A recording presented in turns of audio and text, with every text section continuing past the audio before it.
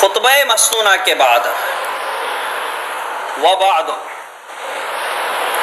یہ فصل خطاب ہے، آنے والے عبارت کو نئے سرے سے شروع، پیچھے والی بات ختم ہو گئی، آنے والی عبارت اب نئے سرے سے شروع ہے۔ اور حمد و صلات کے بعد فَإِنَّ مَبْنَى عِلْمِ الشَّرَائِعِ وَالْأَحْكَامِ، علم شرائع، علم احکام، شریعت کی جمع شرائع اور حکم کی جمع احکام، دونوں کا مصداق ایک ہی ہے۔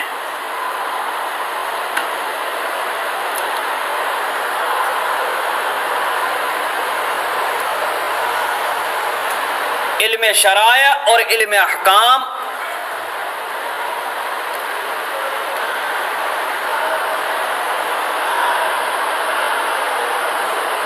واساس قواعد عقائد الاسلام، اور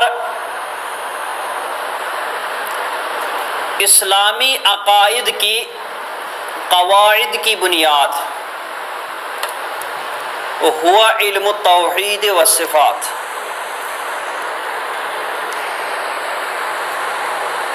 وہ علم توحید و صفات ہے۔ مبنا، بنا یبنی، بناءً، تعمیر کرنا، تو مبنا وہی تعمیر کی جگہ جس پر تعمیر کیا جائے، تو اس لیے اس کو بھی کہتے ہیں بنیاد، اور اساس کا معنی بنیاد ہے۔ تو علم شرائع اور علم احکام کی بنیاد اور عقائد اسلام کے قواعد کی بنیاد وہ علم توحید و صفات ہے۔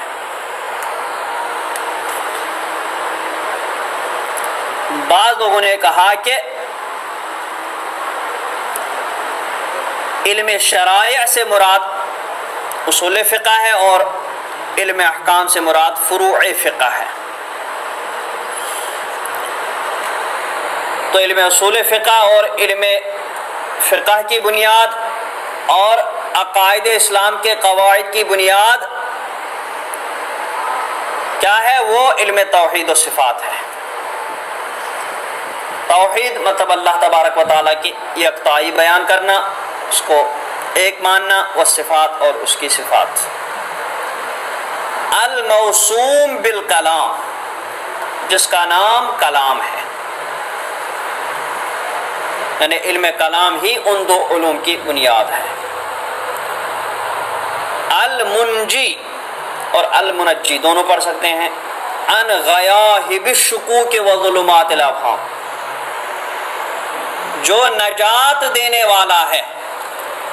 غیہب کی جمع غیاہب، تاریکی کو کہتے ہیں، جو نجات دینے والا ہے شکوک کی اندھیریوں سے اور اوہام کی تاریکیوں سے۔ غیہب کی جمع غواہب، شک کی جمع شکوک، ظلمت کی جمع ظلمات، اوہام وہم کی جمع، یہ سب جمع ہے۔ جو شک کی تاریکیوں اور وہم کی اندھیریوں سے نجات دینے والا ہے۔ یعنی اگر آدمی شک و شبہے میں مبتلا ہو، وہم میں مبتلا ہو اور شک اور وہم کی تاریکی میں بھٹک رہا ہو، تو اس کو نجات دینے والا یہ علم کلام ہے۔ وَإِنَّ الْمُخْتَصَرَ الْمُسَمَّى بِالْعَقَائِدِ لِلْإِمَامِ الْحُمَام قدوۃ علماء الاسلام، اور بے شک یہ مختصر کتابچہ جس کا نام عقائد ہی ہے، جو امام حمام، بہت بڑے امام، قدوۃ علماء الاسلام، اسلامی علماء کے مقتدا، نجم الملت والدین، ملت اور دین کے ستارے، عمر نصفی کی لکھی ہوئی ہے۔ اعلی اللہ درجتہ فی دار السلام، اللہ تعالیٰ دار السلام میں، جنت میں ان کے درجے کو بلند فرمائے۔ تو ان کی یہ کتاب عقائد یعنی عقائد نصفیہ، یہ مختصر کتاب یشمل من ھذا الفن، اس فن یعنی علم کلام کہ علی غرر الفوائد و درر الفرائد فی ضمن فصول ہی للدین قواعد و اصول،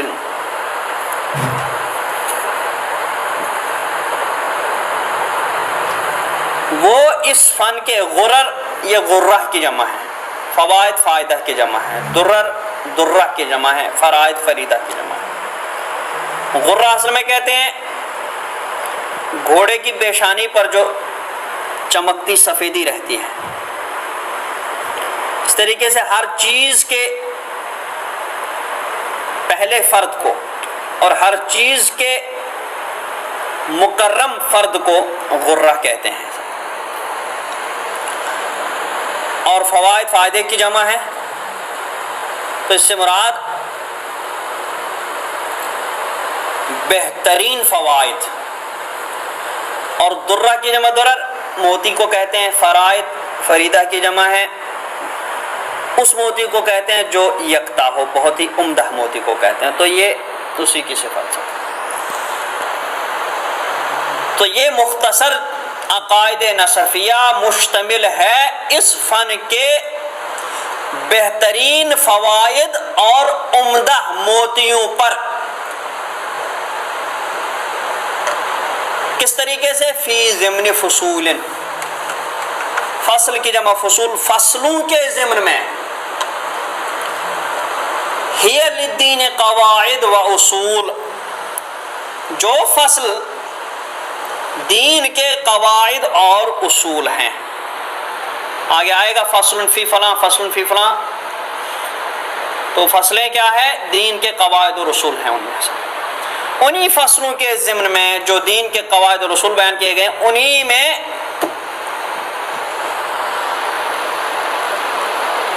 یہ بہترین فوائد اور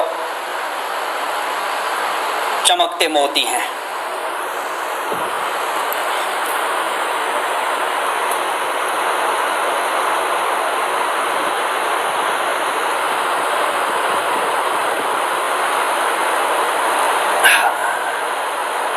وَأَسْنَاءِ نُصُوصٍ، اور ان نصوص کے اسنا میں، ان کے اندر یہ بہترین فوائد اور چمکتے موتی پائے جا رہے ہیں، مشتمل کن نصوص کے اسنا میں، ہی للیقین جواہر و فصوص، جو یقین کے جوہر کی جمع جواہر، یقین کے ہیرے، و فص کی جمع فصوص اور نگینے ہیں۔ ان نصوص کے اسنا میں جو نصوص یقین کے ہیرے اور نگینے ہیں۔ یہ کتاب اس مختصر عقائد نصفیہ کی تعریف ہو رہی ہے۔ مع غایت من التنقیح والتہذیب، ساتھ ہی ساتھ بہت زیادہ تنقیح اور تہذیب بھی اس مختصر میں ہے۔ تنقیح اور تہذیب دونوں قریب قریب ہم معنی ہی ہے۔ تنقیح اصل میں کہتے ہیں نون قاف ہے سے یہ ماخوذ ہے، کہا جاتا ہے نقح العظم، اس سے گودھا باہر نکالا جائے۔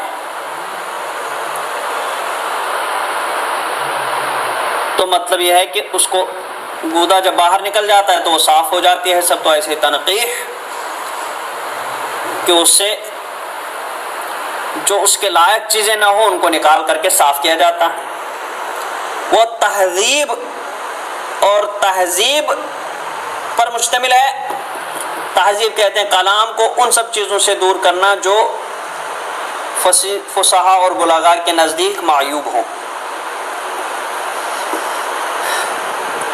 وَنِہَایَتِ مِنْ حُسْنِ التَّنظِیم، اور انتہائی عمدہ تنظیم پر مشتمل ہے۔ تنظیم مطلب نظم ینظم تنظیما، لڑی میں پیرونا موتیوں کو، یعنی اس میں جو بحثیں اور جو عبارتیں لائی گئی ہیں وہ گویا موتی ہیں جو لڑی میں پروئے گئے ہیں، تو جس طریقے سے وہ پھر لڑی میں پروئے ہوئے موتی عمدہ لگتے ہیں، اسی ترتیب سے یہ بھی رکھے ہوئے ہیں سب۔ تو جب یہ کتاب اتنی زبردست ہے فحاولت ان اشرحہ، تو میں نے کوشش کی کہ میں اس کی شرح کروں، بس۔ وصلی اللہ تعالی علی خیر خلقہ محمد وعلی آلہ وصحبہ اجمعین برحمتک یا ارحم۔ بسم اللہ الرحمن الرحیم۔